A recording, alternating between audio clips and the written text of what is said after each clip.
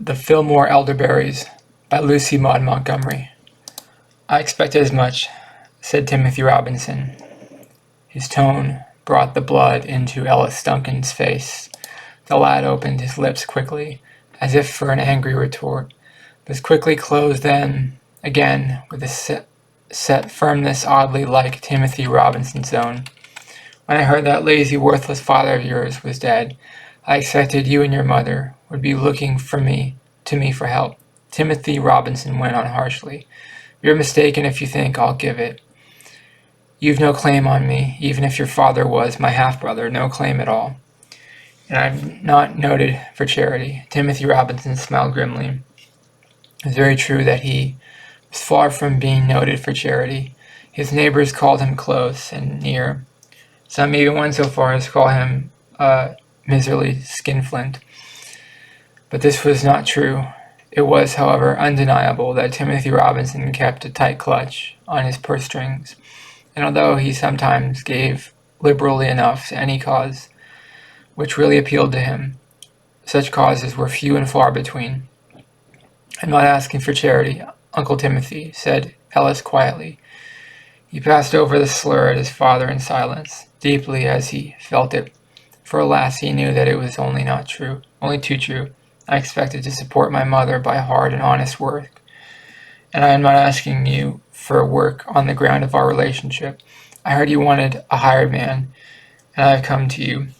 I should have gone to any other man about whom I had heard it, to ask you to hire me. Yes, I do want a man, said Uncle Timothy dryly. A man, not a half-grown boy of 14. Not worth his salt. I want somebody able and willing to work. Again Ellis flushed deeply, and again he controlled himself. I'm willing to work, Uncle Timothy, and I think you would find me able also if you would try me. I'd work for less than a man's wages at first, of course. You won't work for any sort of wages from me, interrupted Timothy Robinson decidedly. I tell you plainly that I won't hire you. You're the wrong man's son for that. Your father was lazy and incompetent, and worst of all, untrustworthy. I did try to help him once, and all I got was loss and ingratitude. I want none of this around my place. I don't believe in you, so you may as well take yourself off, Ellis. I have no more time to waste. Ellis took himself off, his ears tingling. As he walked homeward, his thoughts were very bitter. All Uncle Timothy had said about his father was true, and Ellis realized what account it was against him in his efforts to obtain employment. Nobody wanted to be bothered with old Sam Duncan's son. And nobody had been so brutally outspoken as Uncle Timothy. Sam Duncan and Timothy Robinson had been half-brothers. Sam, the older, had been the son of Mrs. Robinson's former marriage. Never were the two lads more dissimilar. Sam was a lazy, shiftless fellow, deserving all the hard things that came to be said of him. He would not work, and nobody could depend on him. But he was a handsome lad, with rather taking ways in his youth, and at first people had liked him better than the close, blunt, industrious Timothy.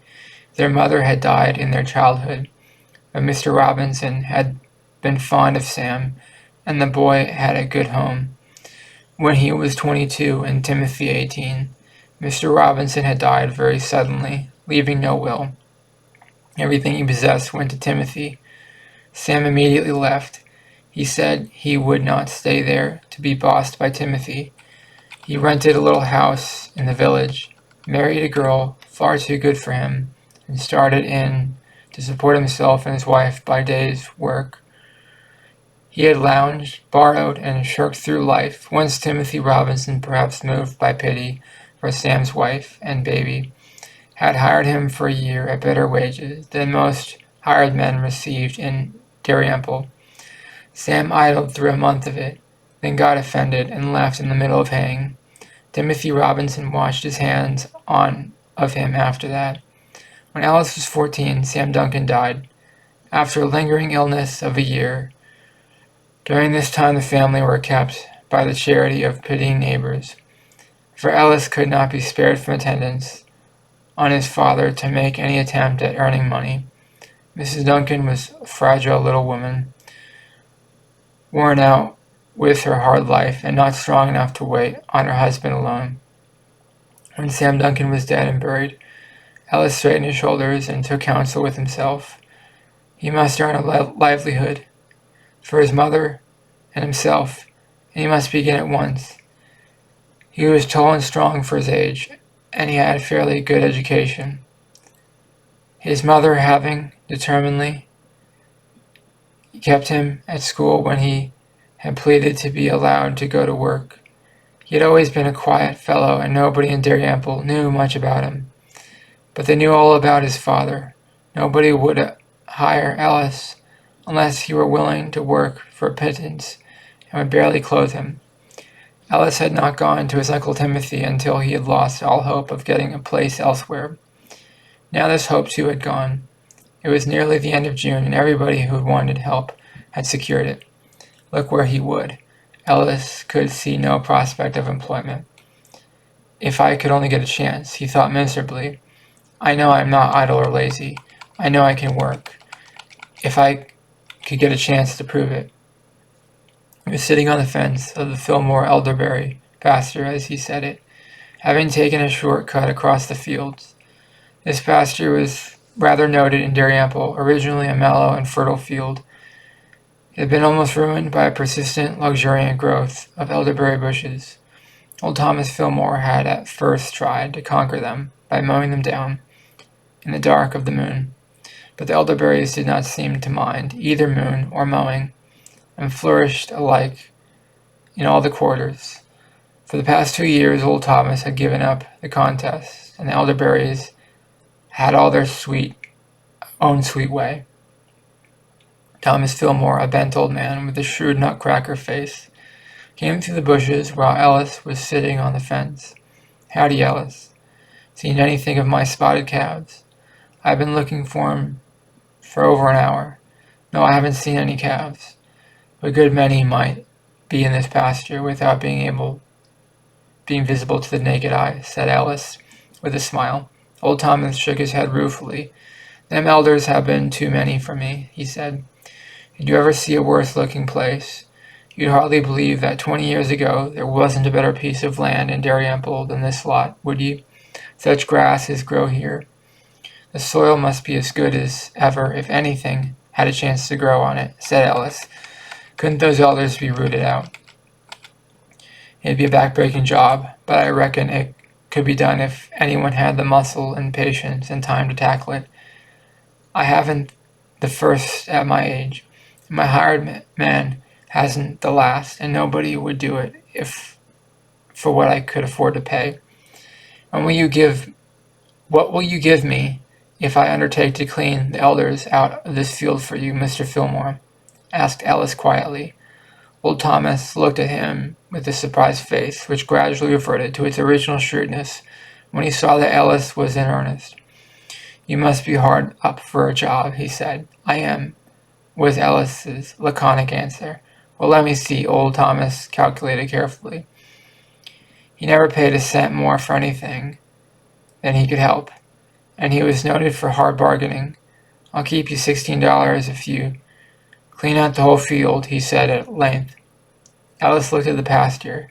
He knew something about cleaning out elderberry bushes, and he also knew that $16 would be very poor pay for it. Most of the elders were higher than a man's head, with big roots thicker than his wrist, running deep into the ground. It's worth more, Mr. Fillmore, he said. Not to me, responded old Thomas dryly. I have plenty more land, and I'm an old fellow without any sons. I ain't going to pay out money for the benefit of some stranger who will come after me. You can take it or leave it at $16. Ellis shrugged his shoulders. He had no prospect of anything else, and $16 were better than nothing. Very well, I'll take it, he said. Well, now look here, said old Thomas shrewdly. I'll expect you to do the work thoroughly, young man. Them roots ain't to be cut off, remember. They'll have to be dug out. and I'll expect you to finish the job if you undertake it to, and not drop it halfway through if you get a chance for a better one. I'll finish your elderberries before I leave them, promised Ellis. Ellis went to work the next day. His first move was to chop down all the brush and cart it into heaps for burning. This took 2 days, and was comparatively easy work. The third day Ellis tackled the roots. By the end of the forenoon he had discovered just what cleaning out an elderberry pasture meant. But he set his teeth and resolutely persevered. During the afternoon, Timothy Robinson, whose farm adjoined the Fillmore place, wandered by and halted with a look of astonishment at the sight of Ellis, busily engaged in digging and tearing out huge, tough, stubborn elder roots. The boy did not see his uncle, but worked away with vim and vigor that were not lost on the latter. He never got that muscle from Sam, reflected Timothy. Sam would have fainted at the mere thought of stumping elders. Perhaps I've been mistaken in the boy. Well, we'll see if he holds out. Ellis did hold out. Elderberries tried to hold out too, but they were no match for the lad's perseverance. It was a hard piece of work, however, and Ellis never forgot it. Week after week he toiled in the hot summer sun, digging and cutting, and dragging out roots. The job seemed endless, and his progress each day was discouragingly slow. He had expected to get through in a month, but he soon found it would take 2. Frequently Timothy Robinson wandered by and looked at the increasing pile of roots and slowly extending stretch of cleared land, but he never spoke to Ellis and made no comment on the matter to anybody. One evening, when the field was about half done, Ellis went home, more than usually tired. It had been a very hot day. Every bone and muscle in him ached. He wondered dismally if he would ever get to the end of that wretched elderberry field. When he had reached home, Jacob Green from Westdale was there. Jacob lost no time in announcing his errand. My hired boy's broke his leg, and I must fill his place right off. Somebody referred me to you. Guess I'll try you. $12 a month. Board, lodging. What say? For a moment Ellis's face flushed with delight. $12 a month, and permanent employment. Then he remembered his promise to Mr. Fillmore. For a moment he struggled with the temptation. Then he mastered it. Perhaps the discipline of his many encounters with those elderberry roots helped him to do so. "I am sorry, Mr. Green," he said reluctantly. "I'd like to go, but I can't. I promised Mr. Fillmore that I'd finished cleaning up his elderberry pasture when I'd once begun it, and I shan't be through it for a month yet." "Well, I'd see myself turning down a good offer for old Tom Fillmore," said Jacob Green. "It isn't for Mr. Fillmore, it's for myself," said Ellis steadily. "I promised, and I must keep my word." Jacob drove away, grumblingly. On the road he met Timothy Robinson and stopped to relate his grievances. It must be admitted that there were times during the next month when Ellis was tempted to repent having refused Jacob Green's offer, but at the end of the month the work was done, and the Fillmore Elderberry pasture was an elderberry pasture no longer. All that remains of the elders, root and branch, was piled into a huge heap ready for burning.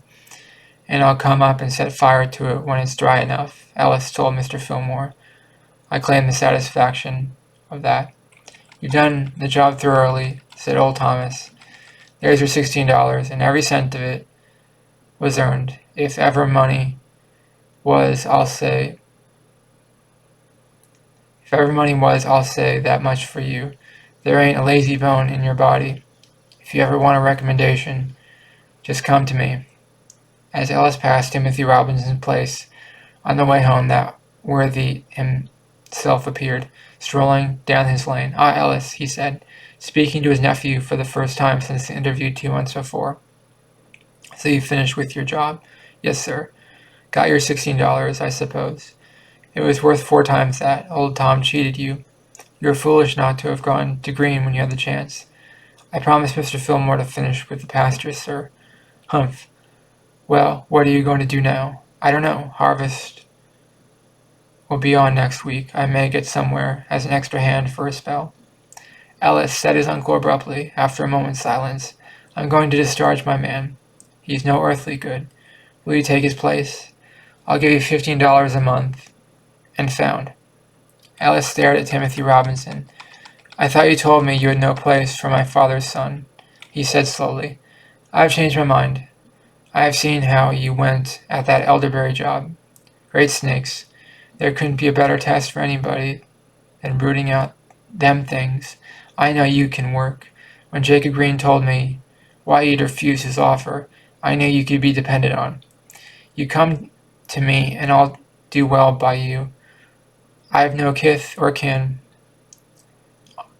of my own except you. And look here, Ellis, I'm tired of hired housekeepers. Will your mother come up and live with us and look after things a bit? I have a good girl, and she won't have to work hard. But there must be somebody at the head of the household. She must have a good headpiece. For you have inherited good qualities from someone, and goodness shows it wasn't from your father. Uncle Timothy, said Alice respectfully but firmly, I'll accept your offer gratefully, and I'm sure Mother will too. But there is one thing I must say. Perhaps my father deserves all you say of him, but he is dead. And if I come to you, it must be with the understanding that nothing more is ever to be said against him. Timothy Robinson smiled, a queer, twisted smile that yet had a hint of affection and comprehension in it. Very well, he said.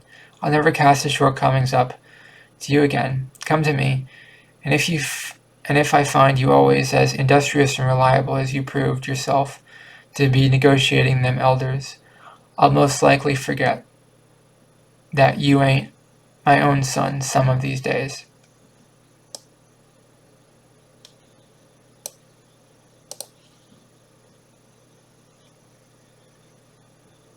And that's the end of the Fillmore Elderberries by Lucy Maud Montgomery. I like that story. Sometimes you have to prove yourself in the working environment, and you have to not make a lot of money to and learn things, and